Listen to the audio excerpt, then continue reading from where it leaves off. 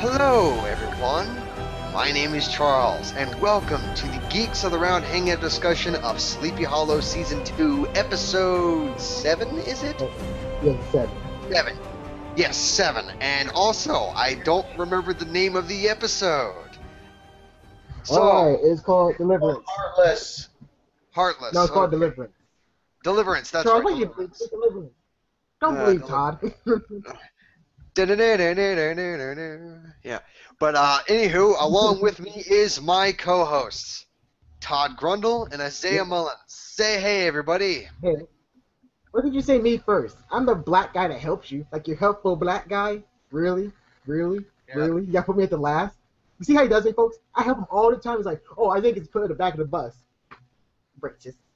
I say it in any way that I want. Sometimes I say your name first, other times I say Todd's first. Sometimes I don't even mention you guys at all. Todd's the second turd. I'm the first turd, damn it. Yes. Anywho, what are your guys' initial thoughts of the episode? I was on mute. I was trying to correct you. It's episode 208, Heartless. What? No. Now that I remember it, it said Deliverance on my DVR. Yeah, So it says Deliverance. Heartless might end up being next week's episode, possibly. Yeah. Oh yeah, yep. You're right. You're right. It's. Hey, Yeah. listen. I'm very ill, so I'm about as useless as I'll always be. Just, Yeah, and as usual, Yeah. folks, Isaiah's right. But anywho, what were your guys' initial thoughts of the episode? I'm getting busy. I actually liked the episode a lot, like really much, because it was so much character development, so much. So it was just everything was just great about it. I just love this episode, and pretty much Abraham shined the most out of nowhere. Like, damn. Well, that's true, but Abraham wasn't in the episode for that much. He was only in it for like the first sequence. Yeah, but however, his character and his pretty much his facial expressions and his body movements pretty much stole the show for me because he's not just a mindless person. He does care about Katrina, and he doesn't really follow the rules of Mama. He does have a sense of humanity left. Right. He still has some of his humanity left. And I gotta say, when the Hellfire Club guys were taking Katrina away, Abraham threw that axe and that axe just went straight into one of that guy's backs, and it was going like, ah! And I'm like, whoa, go Abraham! I was rooting was for him, so cool. like, yeah, that was awesome. Yeah, And but I however, I have a bit of speculation about the future of Abraham that I will say later in the episode. I have one and two as well. It's gonna be really, really interesting how this character plays out in the end. Yes. I like him very much. Yes, and I don't know. I mean, one thing that I will mention that I thought I was super pleased with, but I was not.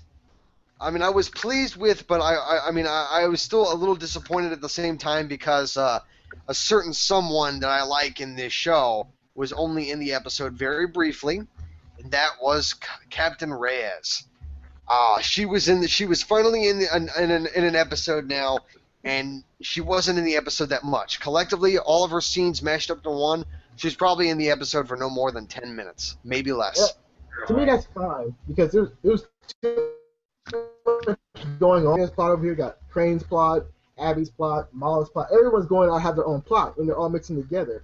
And so seeing Reyes again, it was fun. It was actually kind of cool, just like how Captain Irving was. Like he got this small level of trust, and I started to gain more and more.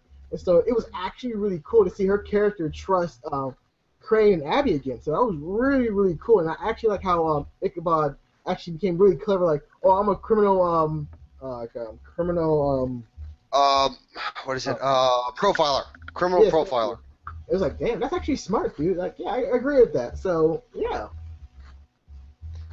Yeah, and I don't know, just the stuff that was going on between Katrina, Abby, and Ichabod was awesome. Oh, like, yeah. Yeah, because, I don't know, especially near the end of the episode, which we will get to later on. But one thing I want to mention is the scene where Reyes was first shown in the episode, the place where the voting took place. And Ichabod, just how he reacted to everything. Oh, man. You know, I love it when this show does that. I do. I love it so much. Because I mean, because he's actually gets all pissy about stuff that it doesn't really affect us because we're used to it. But Right. him, I mean, this is stuff that did not exist in his time, and he just goes all ape shit. No, he Going goes like, a long. No, he rants for a very long time, and Abby's like, "Oh God, here we go again." It's like he's gonna be ranting about something, yeah, I mean, I want to say like the scene where he was following Abby into the voting thing. It's just like, what are you doing, Crane? It's like it's illegal for two people to walk into the same voting booth, and he's like, oh, okay, I'm sorry, and then he just started ranting on. Yeah, it was funny. It was great. No, but the first part was like Abby made a good comment. Like, the founding fathers area was like the best, like the golden age, right? And of course, Uh-huh. said, yeah, okay, so black people couldn't vote, women couldn't vote, other people can't do anything else. It's like, oh shit. And that's what Kramer's like, oh, you're right.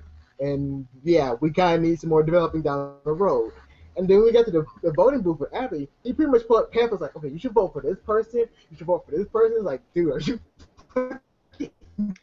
Well, first off, that in itself is illegal. Trying to tell a prospective voter to vote for a specific person, isn't that voting tampering or something? Yeah, they're not allowed to basically say a word beyond Yeah, way. That way, machine operates by pulling the lever. right. So, It's like playing Russian roulette.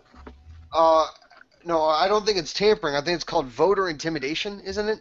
Yeah, something like that. Yes, yes. Yeah, It's yeah. funny that they chose this topic and went so deep into the no voter stuff today. Well, yesterday, all day, today was elections. Yes, Right. And that's yes. actually kind of smart too. That was really interestingly smart because it did before the actual Ohio election. Everyone has elections anyway. Before the election, it's like, okay, that's kind of smart because it makes you a little bit more think about everything else what we do for voting. And again, I like how Sleepy Hollow does that. It mixes like real issues and personal lives into the show. And all the fact it's wacky and crazy and pretty much stupid, it can still make a really much deep and telling story. So I really like the what the show's doing, like mixing real life with fictional life. I really like that a lot. Yes, yes. Okay. There was all right. There was a lot of stuff that happened in this episode, but I'm having a hard time remembering it all. Even though I watched the episode earlier today, and it was an awesome episode, and I'm surprised that I actually don't remember certain bits. Okay, But let me fill you in some of the gaps. the thing I'm thinking of right now is Abby going to the Hessians base, the Hellfire Oh, Club base. that's actually before, but I'll actually put some more story into it. So the reason why she's doing that is because when Abraham was trying to help Katrina out, she got free of the Hellfire Club, who we actually see for the first time, who are much more badass than the Hexians. Really much more badass. Hessians, not Hexians, Who, Hessians. who gives a fuck? It's a Hellfire Club, okay? Anyways, moving on from that. When she escaped, again, she was feeling a lot of pain due to what Henry did Jenkins, to her. the Yeah, Jenkins. Jacob. Yeah, that's what, it was actually really, really cool on how they actually used that storyline and pretty much. I can't tell you what the storyline is because Charles will tell you that later. But they tell you brief things. And when Katrina fell over in the modern time area, because she was in the streetway from the woods area, they found her. She was in the hospital.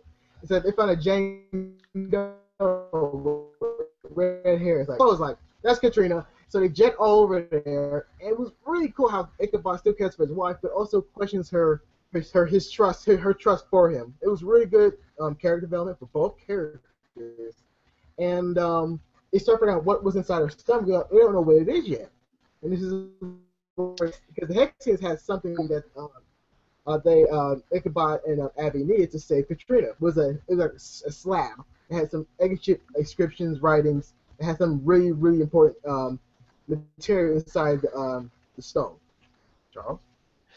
Yes, but one thing that I wanted to mention though is when Katrina manages to escape Abraham, I mean not Abraham, but the Hellfire Club and Henry, she gets found by those people at the gas station. They take her to the hospital and everything, and then Ichabod and Abby find her, and they manage to take her out. And I gotta say, she looked good in modern day clothing. Oh yes, she did. Like, damn, she had a Yeah, nice. well, they didn't really show her ass. Hey, look, she had nice thighs that equals a nice ass. So, folks, yes, I don't know. She yes, just looked good, and I could also tell to the side of the camera and into, like not on the center focus of the camera, but the people that they were walking past. One guy turned his head and looked right at her ass. Yeah. yes. Like, damn, Yeah. look at that. Yes, yes. I don't know. I mean, I don't know if Ichabod's gonna like jump out of the TV and kick my ass for saying that, but you know what? I don't Hey, though, care. I would say the same damn thing. It's like, hey, there's too many hot women on the show. Like, good lord. It's like, Well, uh-huh. it's just beyond that. I mean, they managed to take her to what was it? Yeah, they didn't take him to It's the a higher basement. place. They take him to the little archives behind the police station, where they start to try to find out what's causing her. And they see in Benjamin Franklin's journal that there was another woman that experienced something similar to this that did not survive. Only they didn't have any information except for the similarities to what was going on with Katrina. Then they did some more research and they found out that Katrina is not poisoned.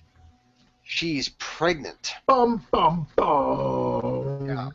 That they explain that the Jenkin is actually not a poison, but more of a process that allows a woman to give birth to a demon. Okay, it's And like this. I'm sorry, sorry. and It's like, I'm sorry. Go ahead. and, and come on, really oh, my no. show. But the demon is called the Horrid King. Now take a moment, sit there for a second, and try to come to your own conclusion and find out what that means, because it's more obvious than you'd think. Yeah. It's actually really shocking too. It's like, oh my god! But for people who don't like, here's a good example. The demon was like the aliens movies. Like you get that crab like puss face monster that grabs on people's faces You don't know and what like that can thing piss is them. called? Okay, all right, we're gonna go off track here for a Okay, a second, face hugger. audience. Okay, a face hugger. Yeah, Happy a see? face hugger. Yes, you have to say it, man. You have to say those Oh little. my god! Get your painted out of wood, Charles. Anyways, Then folks, then you it's a got the xenomorphs. face. Yeah, Okay, imagine a face hugger. Okay, and it ain't pregnant with the alien. It's just how Katrina was. that's Okay. not how it happened. Anyways, I am trying to be more descriptive and more interesting for the audience out there. So shut up, Charles. But all right, she that's when they realize that she's pregnant, and Ichabod at first doesn't know that that she's giving birth to a demon because he begins to suspect that Katrina slept with Abraham. Now, how she would sleep with a headless horseman, I'm not entirely sure. Hey, Um, it's easy. It's really uh, easy. it's just I can't picture it. Not without going like, ugh. There's always intercourse. But I just that's what sex is, man. I know, right? And oral. But anywho, um, that's when Ichabod gets like really pissed off, and he like walks up to her and like literally smacks this book out of her hand like he's pissed. I'm like, oh shit, is he gonna hit her? I mean, because I don't know. So, Right. but Good Lord. but then they do some more research, and Ichabod goes off and tries to go look for Henry to try to get him to save Katrina. And that's when Abby does research and finds out about the Horrid King. And they do research and everything. And then, of course, it's, Abby and Ichabod in their separate places find out individually who the Horrid King really is. Now, Abby finding out who the Horrid King was not as suspenseful as Ichabod finding out. Because when Ichabod was Right. talking to Henry, he was like, oh no, Moloch! The Horrid King is Moloch. And Yes. and all you Sleepy Hollow fans out there have been watching the show know that Moloch is the main antagonist. And for Katrina to give birth to Moloch, I'm like, okay, are they trying to take a whole Antichrist route?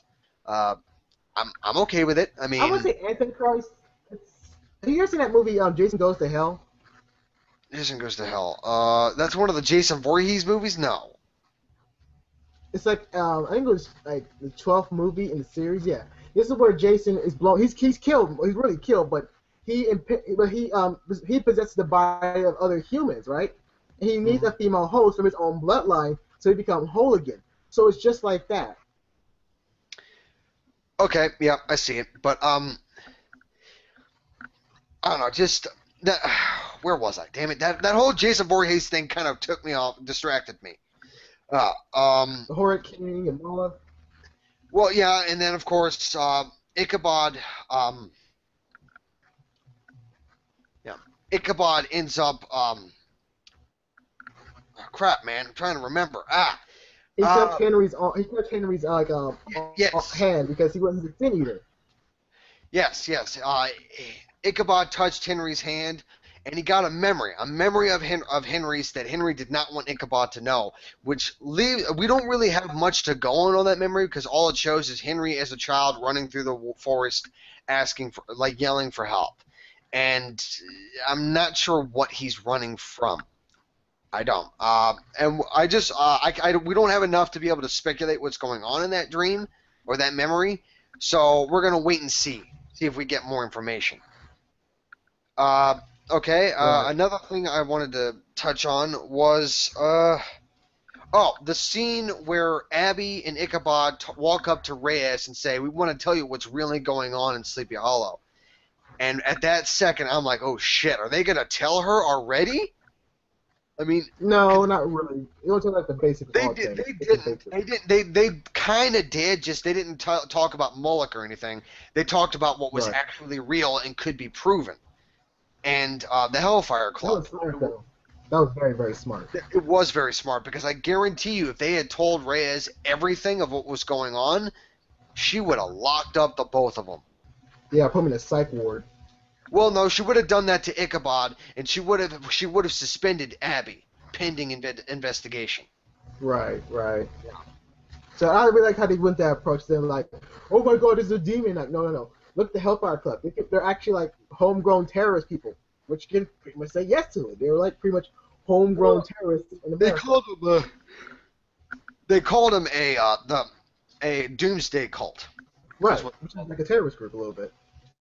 Well, not all terrorist groups are doomsday cults. Some are, some aren't. Yeah, but some nut jobs are. Yeah. But, all right, now, that stuff we touched on, okay.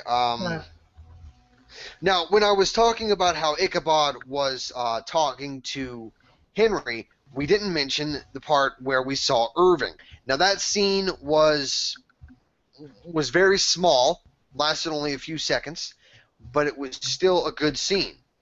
It was when Henry showed up and started saying, like, I mean, you said that your nurse said there was an emergency. What is it?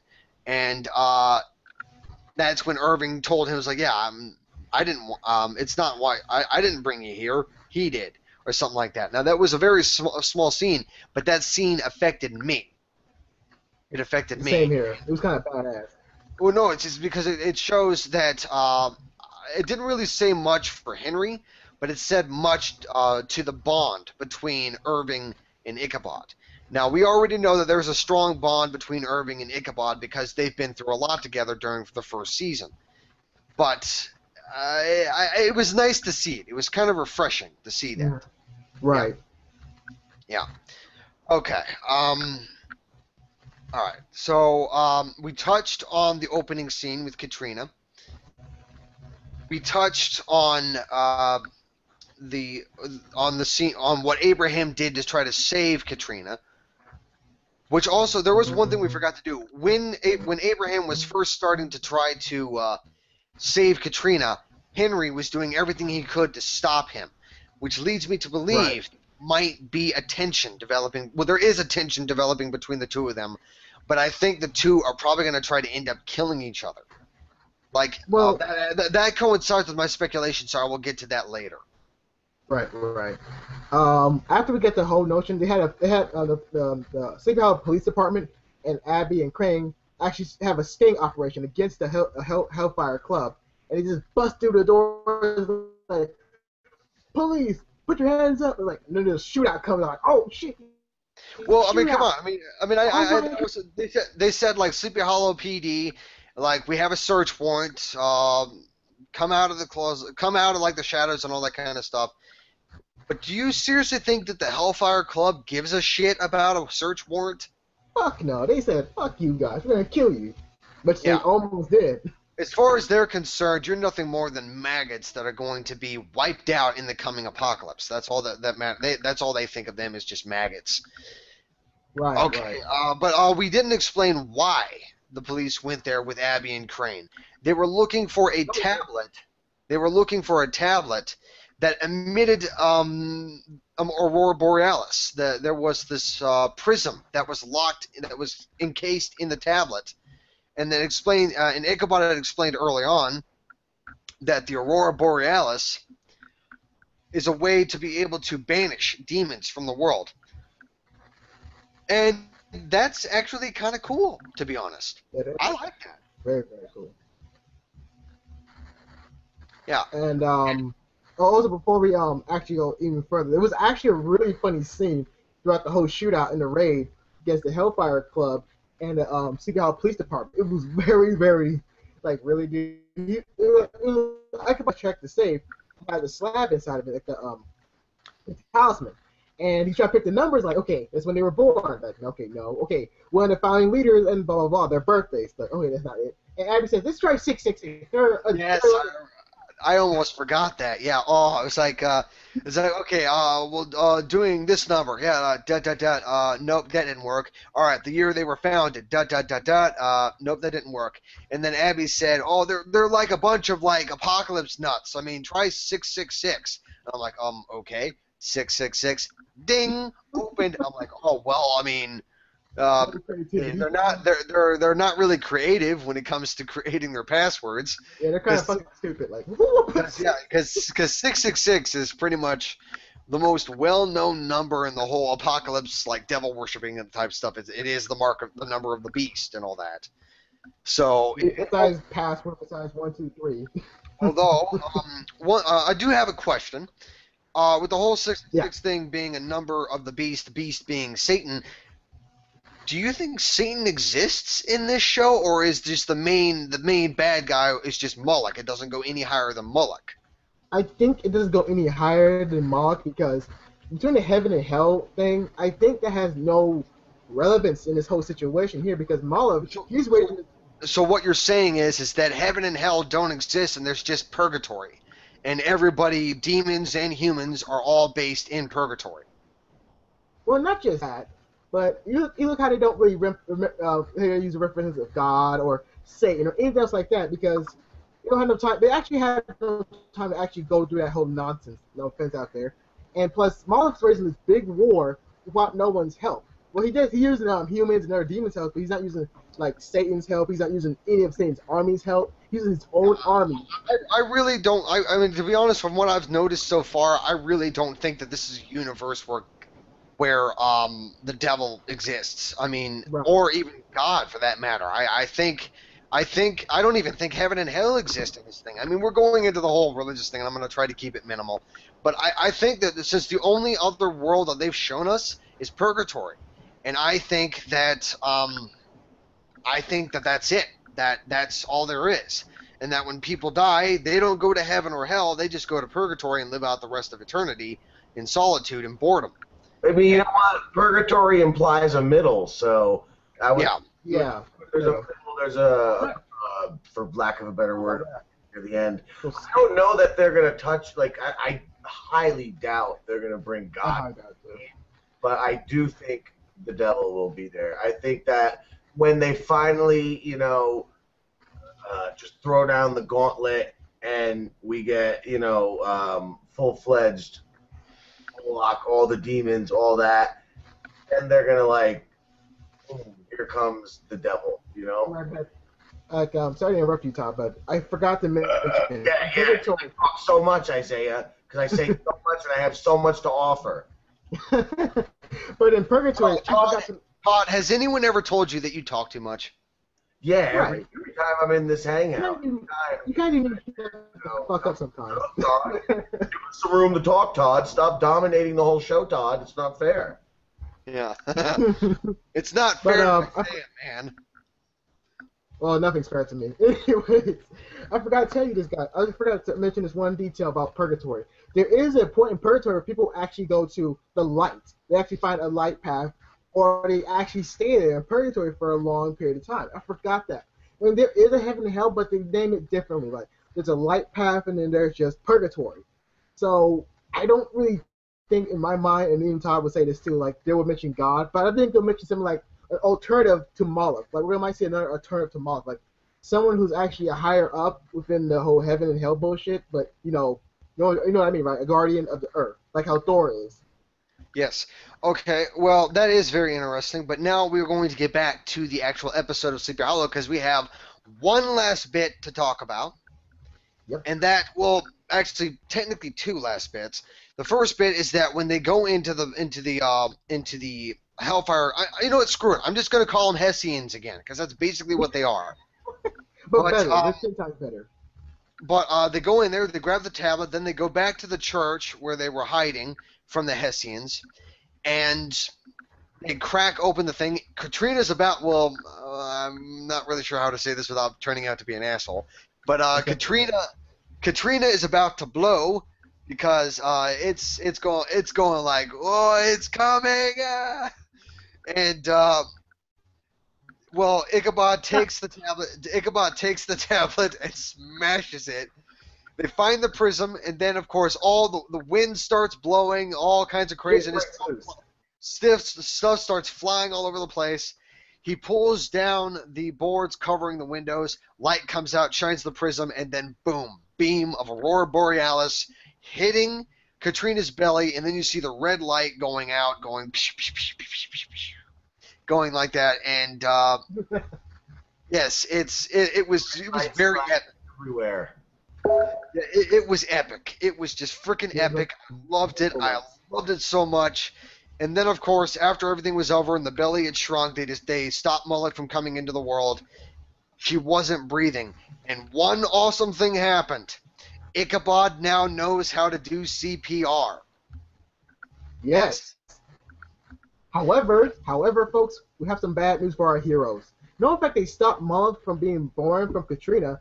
Henry how you guys gonna do that anyways? So I think motherfuckers.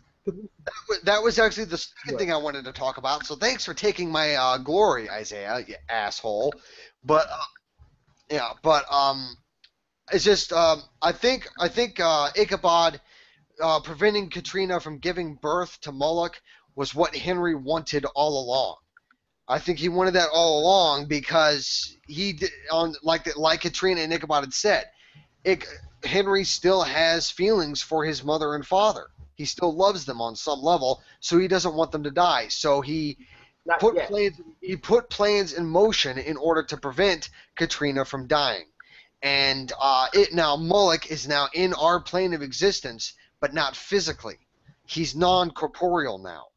And now it's all about finding a vessel for him to possess, which I think we are probably going to see near the end of this season, which is surprisingly not that far off. I know, right?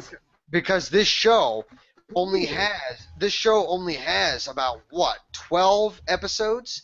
No, it's 18. I gotta look into that. Yeah, I don't remember. You know what? I'm actually going to look that up right now. Talk amongst yourselves for a second. Oh no! Yes. I found a lock. You found a what now? A lock. I'm trying my best here to talk amongst ourselves. Yes. Art found it. It's 18. 18 episodes. Okay, that's actually better than season 1. Yeah. Because season 1, I think, was only like 13 episodes, so I am happy that it's 18. But also, I kind of prefer these shows going down to an 18 episode. Listen, because 22 is great depending on the show. A show like Sleepy Hollow, I don't think would do well with 22 episodes because it a lot of filler. Just like The Blacklist. I think if they cut The Blacklist down to 16 episodes and if they focused on, the story instead of all the formulatic stuff, it would be a lot better show. Right. That's what would happen. We got 22 Sleepy Hollows. Yeah, we would get some Blacklist level episodes. Yeah, right. And I think not be good. And then also, and speaking of Blacklist, between you and me, It wasn't a good episode.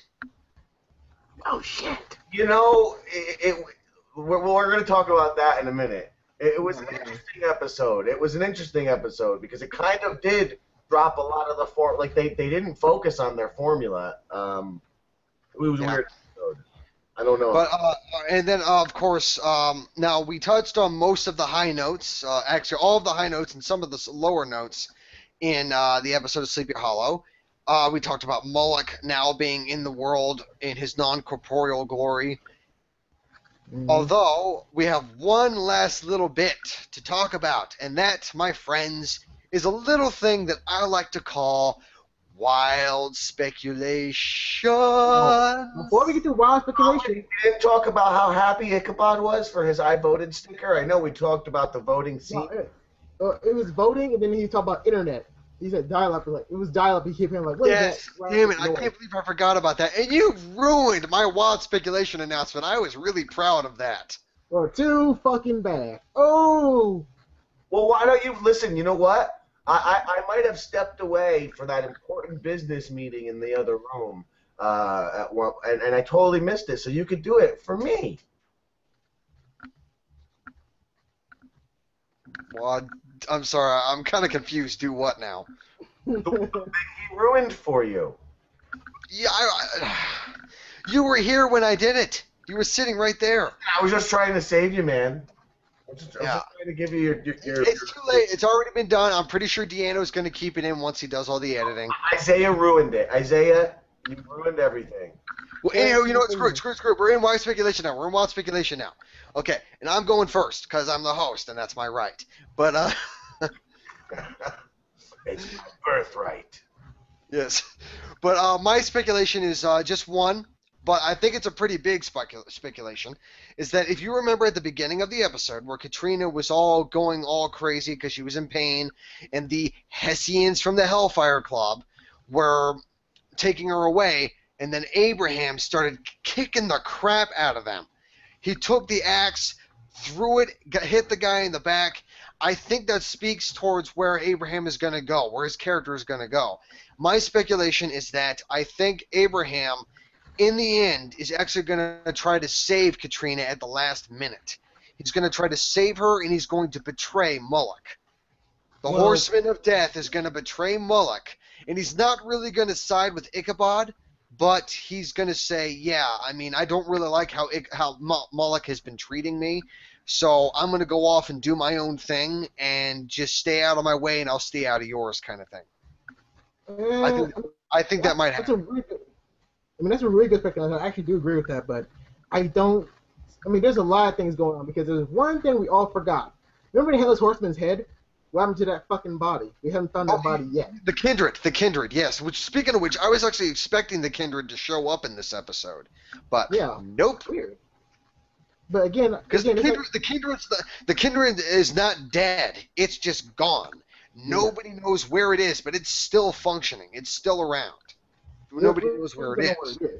So I think this is I mean, when the time comes up to the very, very end, the Kindred spirit would just come out of nowhere, like say, "What up, bitches?" And they're kicking ass of the Headless Horseman, Moloch, Henry, because he's a bad motherfucker.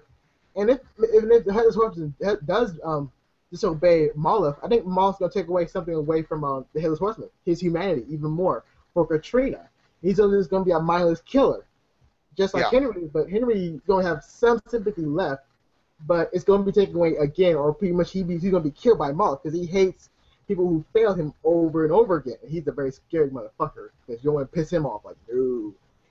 Yeah. You get the Kindred spirit, bada bing, bada boom. And he pretty much, matter of fact, the Kindred spirit can be an alternative or pretty much anti-Moloch because you got like a parallel opposite going. It's not Kindred spirit. It's just the Kindred.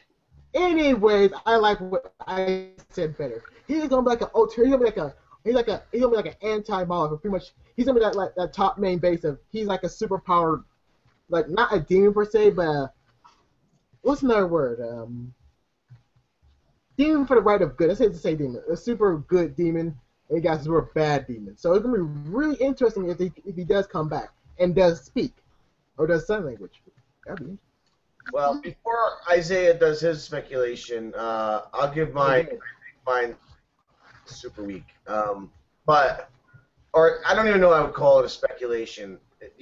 More of a question. Speculating. Do you think it's possible that that fourth horseman is not her but the baby? What baby? Oh, he's talking about Mala. What, Moloch being the fourth horseman? No. Moloch is the one that orchestrated this thing. No. Moloch with Moloch? No. Yeah. The Jinkin, which was used to poison Katrina, was actually an effort to be able to force a pregnancy to bring Moloch into the world. Oh, I thought it was I was freaking half asleep, to be honest with you. I thought it was Moloch's baby. No, it was actually Moloch. See, I said it was no good of a speculation. Good thing I didn't go last. What a terrible way to end the show would have been. Yeah. But anywho, so that pretty much covers all our speculations. So that concludes. You didn't go with his speculation. He only commented on yours. No, I had speculation. I accept that as Isaiah's speculation because, well, I'm getting tired of listening to his voice. He loves my voice at night. But no, anywho, and seriously speaking, Isaiah, do you actually have a speculation to throw in, or what? I already said the Kendrick Spirit. Now you said it's Kendrick, Isaiah. No, we're using Kendrick Spirit, motherfucker. Kindred! No, Anyway. Kindred and Kindred Spirit are way two different things. Too bad. It's Isaiah here. Yes, I say he's gonna come back and save the day for Crane and Abby. All right, last minute speculation. I think the Kindred is going to come back, attempt to save the day, and fail horribly. Like when Moloch shows up finally and passes through our world, the Kindred's going to run at him with his halberd, and Moloch's just going to open up his hand, grab a hold of the Kindred's head, and crush it. Yeah. And kill the Kindred. The skull. Oh fuck, that's right. The skull is the headless horseman's skull. They're like, oh. Right. Yeah, but okay, so all right, so that pretty much covers everything with the Sleeper Hollow Hangout discussion for Geeks of the Round. Thank you for watching. My name is Charles. That was Isaiah Mullins, and then the weird guy with the beard, that's Todd Grundle. So thank you for watching, and we will see you next week. Have a good one. Thank you very much.